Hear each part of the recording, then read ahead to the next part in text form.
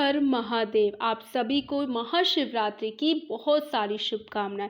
शिवरात्रि एक ऐसा व्रत है जो भगवान आशुतोष उनको अत्यंत प्रिय है और ये हम नहीं, स्वयं भगवान शिव कह रहे हैं और उसका वर्णन हमें प्राप्त होता है स्कंद पुराण में। तो चलिए इस महाशिवरात्रि के उपलक्ष्य में हम सुनते हैं उससे जुड़ी हुई इन सुंदर पौराणिक कथाओं को, जिसमें स्वयं भगवान शिव देवताओं से इस व्रत की महिमा का गान कर रहे हैं। तो आइए आज की महाशिवरात्रि व्रत कथा आरंभ करते। ऋषियों ने सूत गोस्वामी से पूछा कौन सा व्रत करने से उससे संतुष्ट होकर भगवान शिव उत्तम सुख प्रदान करते हैं। जिस व्रत के अनुष्ठान से भक्त जनों को भोग और मोक्ष की प्राप्ति हो सके उसका विशेष रूप से वर्णन कीजिए। तब सूत जी कहते हैं, हे महिषियों, तुमने जो पूछा है वही बात एक समय ब्रह्मा विष्णु और पार्वती जी ने भगवान शिव से पूछी थी और उसके उत्तर में भगवान शिव ने जो कहा था अब मैं तुम्हें वो सुना रहा हूँ। उस समय भगवान शिव ने कहा था, मेरे बहुत से व्रत हैं जो भोग और मोक्ष देते हैं। उनमें मुख्य 10 व्रत हैं जिन श्रुति के विद्वान 10 शिव व्रत कहते हैं। सता यतन पूर्वक इन व्रतों का पालन करना चाहिए। हर प्रत्येक अष्टमी के दिन केवल रात्रि में ही भोजन करें। विशेष कृष्ण पक्ष की अष्टमी को भोजन का सर्वदा त्याग कर दें। शुक्ल पक्ष की एकादशी को भी भोजन छोड़ दें, लेकिन कृष्ण पक्ष की एकादशी को रात्रि में मेरा पूजन करने के बाद बिना अन्न का भोजन लिया जा सकता है। शुक्ल पक्ष की त्रयोदशी को रात्रि में भोजन करना चाहिए, लेकिन कृष्ण पक्ष की चतुर्दशी को शिव व्रतधारी पुरुषों के लिए भोजन का सर्वदा निषेध है। दोनों पक्षों में प्रत्येक सोमवार को प्रयत्न पूर्वक मात्र रात्रि में ही भोजन करना चाहिए। शिव के व्रत में तत्पर रहने वाले लोगों के लिए ये अनिवार्य नियम है। इन सभी व्रतों में व्रत की पूर्ति के लिए अपनी शक्ति के अनुसार शिव भक्त ब्राह्मणों को भोजन कराना चाहिए। ध्वजों को इन सभी व्रतों का नियम पूर्वक पालन करना चाहिए। जो भी ब्राह्मण इनका त्याग करते हैं वे चूर कहलाते हैं। मुक्ति मार्ग में प्रवीण पुरुषों को मोक्ष की प्राप्ति कराने वाले 4 व्रतों का नियम पूर्वक पालन करना चाहिए और वे 4 व्रत इस प्रकार है। भगवान शिव की पूजा, रुद्र मंत्रों का जाप, शिव मंदिरों में उपवास और काशी में मरण, ये मोक्ष के सनातन मार्ग बताए गए हैं। सोमवार की अष्टमी और कृष्ण पक्ष की चतुर्दशी, इन 2 तिथियों को उपवास पूर्वक व्रत रखा जाए तो भगवान शिव को संतुष्ट करने वाला होता है और इसमें अन्यथा विचार करने की कोई भी आवश्यकता नहीं है। इन चारों में भी शिवरात्रि का व्रत सबसे अधिक बलवान बताया गया और इसलिए भोग और मोक्ष रूपी फल की इच्छा रखने वाले लोगों को मुख्य इस महाशिवरात्रि व्रत का पालन करना चाहिए।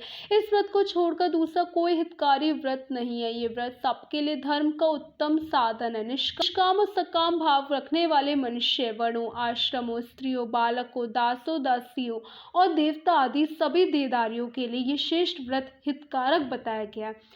शिवरात्रि तिथि का विशेष महत्व आता है। जिस दिन आधी रात्रि के समय तक वो तिथि विद्यमान रहे उसी दिन उस व्रत के लिए ग्रहण करना चाहिए। शिवरात्रि करोड़ों हत्याओं के पाप का नाश कर देती है। हे केशव, उस दिन प्रातःकाल से लेकर जो कार्य करना आवश्यक है उसे प्रसन्नता पूर्वक तुम्हें बता रहा हूँ। ध्यान पूर्वक सुनिए। बुद्धिमान पुरुष शुरुआत के बड़े आनंद के साथ स्नान आदि नित्य कर्म करे, यानी कि देवादिदेव महादेव नीलकंठ आपको नमस्कार है। हे देव, मैं आप शिवरात्रि व्रत का अनुष्ठान करना चाहता हूँ। हे देवेश्वर, आपके प्रभाव से व्रत किसी विघ्न बाधा के पूर्ण हो और काम आदि शत्रु मुझे पीड़ा ना दे, यही आशीर्वाद प्रदान कीजिए। ऐसा संकल्प करके पूजा सामग्री का संग्रह करें और फिर उत्तम स्थान में जो शिवलिंग है उसके पास रात्रि में जाकर स्वयं उत्तम विधि विधान का संपादन करें। फिर भगवान शिव के दक्षिण या पश्चिम भाग में सुंदर स्थान पर उनके पास जाकर ही पूजा के लिए संचित सामग्री को रखें। फिर श्रेष्ठ पुरुष वहां फिर से स्नान करें। स्नान के बाद सुंदर स्वच्छ वस्त्र और वस्त्र धारण करें।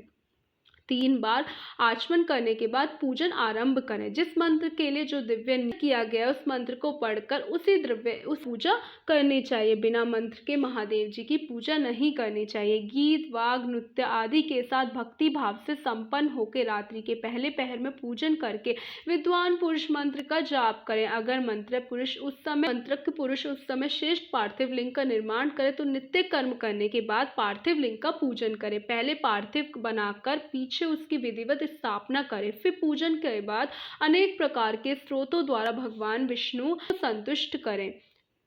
मनुष्य को चाहिए कि उस समय शिवरात्रि व्रत के महात्म्य का पाठ करें अथवा उसका श्रवण करें। उसके बाद श्रेष्ठ भक्त अपने व्रत की पूर्ति के लिए उस महात्मा को श्रद्धा पूर्वक सुने। रात्रि के चारों पहरों में 4 पार्थिव लिंगों का निर्माण करके आह्वान से लेकर विसर्जन तक क्रमश उनकी पूजा करें। बड़े उत्सव के साथ प्रसन्नता पूर्वक जागरण करें। प्रातःकाल में स्नान करके पुनर्वहां बार बार नमस्कार करते भगवान शंभु से इस प्रकार प्रार्थना करें, यथाशक्ति कृतेन संतुष्टो भवशालव्य कृपा गुरु ममोपरि। यानी कि हे महादेव, आपकी आज्ञा से मैंने जो व्रत ग्रहण किया है परम उत्तम व्रत पूर्ण हो जाए अतः आप उसका विसर्जन करता हूँ। हे देवेश्वर, यथाशक्ति किए गए इस व्रत से आप मुझ पर प्रसन्न होइए। उसके बाद भगवान शिव को पुष्पांजलि समर्पित कर विधि पूर्वक दान करें। फिर शिव को नमस्कार करके व्रत संबंधी नियम का विसर्जन करें और अपनी शक्ति के अनुसार शिव भक्त ब्राह्मणों विशेषकर सन्यासियों को भोजन कराकर ब्राह्मणों से तिलक आशीर्वाद ग्रहण करें। फिर शुंभ विसर्जन करें और जिसने इस प्रकार व्रत किया हो उससे मैं दूर नहीं रहता। इस व्रत के फल का वर्णन नहीं किया जा सकता। मेरे पास कोई ऐसी वस्तु नहीं है दे न डालूं जिसके द्वारा अनायास से इस व्रत का पालन हो गया। उसके लिए भी आवश्यक ही मुक्ति के बीज बो दिया गया। मनुष्य को प्रतिमास भक्ति पूर्वक शिवरात्रि व्रत करना चाहिए। उसके बाद उसका उद्यापन करके मनुष्य इस व्रत का पालन करने में शिव निश्चय ही उपासक के समस्त दुखों का नाश कर देते हैं और उसे भोग मोक्ष और मनोवांछित फल प्रदान करते हैं। इस कथा का संबंध करते हुए सूत गोस्वामी कहते हैं, मनुष्य भगवान शिव का ये अत्यंत हितकारक और अद्भुत वचन सुनकर भगवान श्री विष्णु अपने धाम को लौट गए। लौट का अपने हित चाहने वाले लोगों में प्रचार हुआ और किसी धार्मिक पौराणिक कथा के अनुसार चित्रभानु नामक एक शिकारी था। जानवरों की हत्या करके वह अपने परिवार को पालता था। वह एक साहूकार का कर्जदार था लेकिन उसका ऋण समय पर न चुका सकता। क्रोधित साहूकार ने शिकारी को शिव मठ में बंदी बना दिया। संयोग से उस दिन शिवरात्रि थी। शिकारी ध्यानमग्न होकर शिव संबंधित धार्मिक बातें सुनता रहा। चतुर्दशी को उसने शिवरात्रि व्रत की कथा भी सुनी। शाम होते ही साहूकार ने उसे अपने पास बुलाया, ऋण चुकाने के विषय में बात की। शिकारी अगले दिन सारा ऋण लौटा देने का वचन देकर बंधन से छूट गया। अपनी दिनचर्या की भांति वह जंगल में शिकार करने के लिए निकला, लेकिन दिन भर बंदी गृह में रहने के कारण भूख प्यास से व्याकुल था। शिकार खोजता हुआ वह बहुत दूर निकल गया। जब अंधकार हो गया तो उसे विचार आया कि रात जंगल में ही बितानी पड़ेगी। वह वन एक तालाब के किनारे एक बेल की पेड़ पर चढ़कर रात बीतने का इंतजार करने लगा। बिल्व वृक्ष के नीचे शिवलिंग था जो बेल पत्रों से ढका हुआ था। शिकारी को उसका पता न चला। पड़ाव बनाते समय उसने जो टहनियां तोड़ी वे संयोग से शिवलिंग पर गिरती चली गई। इस प्रकार दिन भर भूखे प्यासे शिकारी का व्रत भी हो गया और शिवलिंग पर बेलपत्र भी चढ़ गए। एक पहर रात्रि बीत जाने पर एक गर्भिणी हिरनी तालाब पर पानी पीने पहुंची। शिकारी ने धनुष पर तीर चढ़ाकर जो ही प्रचंडा खींचा। हिरनी बोली, मैं गर्भिणी हूँ, शीघ्र ही प्रश्न करूंगी। तुम एक साथ 2 जीवों की हत्या करोगे जो ठीक नहीं है। मैं बच्चे को जन्म देकर शीघ्र ही तुम्हारे समक्ष प्रस्तुत हो जाऊंगी, तब मार लेना।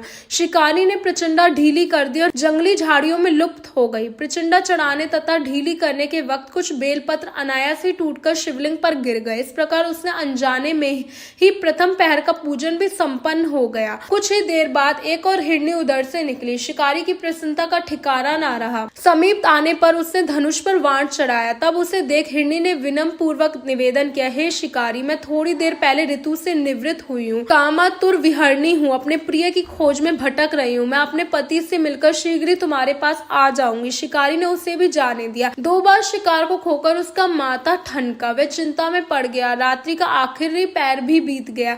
इस बार भी धनुष से लगकर कुछ बेलपत्र शिवलिंग पर जा गिरे तथा दूसरे पैर की पूजन भी समाप्त हो गया। तभी एक अन्य हिरनी अपने बच्चों के साथ उधर से निकली। शिकारी के लिए स्वर्ण अवसर था। उसने धनुष पर तीर चढ़ाने में देर न लगाई। वह तीर छोड़ने ही वाला था कि हिरनी बोली, हे शिकारी, मैं इन बच्चों को उनके पिता के हवाले करके लौट कर आऊंगी। इस समय मुझे मत मारो। शिकारी हंसा और बोला, सामने शिकार को छोड़ दूं, मैं ऐसा मूर्ख नहीं।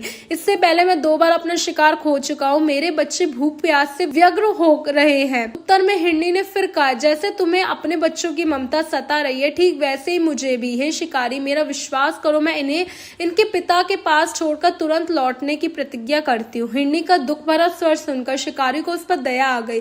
उसने उस भृगी को भी जाने दिया। शिकार के अभाव में तथा भूख प्यास से व्याकुल शिकारी अनजाने में ही बेल वृक्ष पर बैठा बेलपत्र तोड़ तोड़कर नीचे फेंकता जा रहा था। पो फटने को हुई तो एक हष्ट पुष्ट मृग उसी रास्ते पर आया। शिकारी ने सोचा कि इसका शिकार वह अवश्य करेगा। शिकारी की तनी प्रचंडा देख मृग विनीत स्वर में बोला, हे शिकारी, यदि तुमने मुझे पूर्व आने वाली 3 मृगियों तथा छोटे छोटे बच्चों को मार डाला तो मुझे भी मारने में विलंब ना करो, ताकि मुझे उनके वियोग में एक क्षण भी दुख ना सहना पड़े। मैं उन हिरनियों का पति हूँ। यदि तुमने उन्हें जीवन दान दिया है तो मुझे भी कुछ क्षण का जीवन दान देने की कृपा करो। मैं उनसे मिलकर तुम्हारे समक्ष उपस्थित हो जाऊंगा। मृग की बातें सुनते ही शिकारी के सामने पूरी रात का घटना चक्र घूम आया। उसने सारी कथा मृग को सुना दी। तब मृग ने कहा, मेरी 3 पत्नियां जिस प्रकार प्रतिज्ञाबद्ध होकर गई थी, मेरी मृत्यु से अपने धर्म का पालन नहीं कर पाएंगी। अतः जैसे तुमने उन्हें विश्वास पात्र मानकर छोड़ा, वैसे ही मुझे भी जाने दो।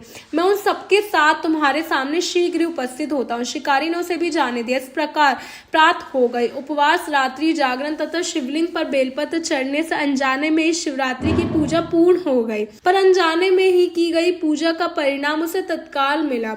शिकारी का हिंसक हृदय निर्मल हो गया। उसमें मद भगवत शक्ति का वास हो गया। थोड़ी ही देर बाद वह मृग सपरिवार शिकारी के समक्ष उपस्थित हो गया ताकि वह उनका शिकार कर सके। किंतु जंगली पशुओं की ऐसी सत्यता, सात्विकता और सामूहिक प्रेम भावना देखकर शिकारी को बड़ी ग्लानि हुई। उसने मृग परिवार को जीवन दान दे दिया। अनजाने में शिवरात्रि के व्रत का पालन करने पर शिकारी को मोक्ष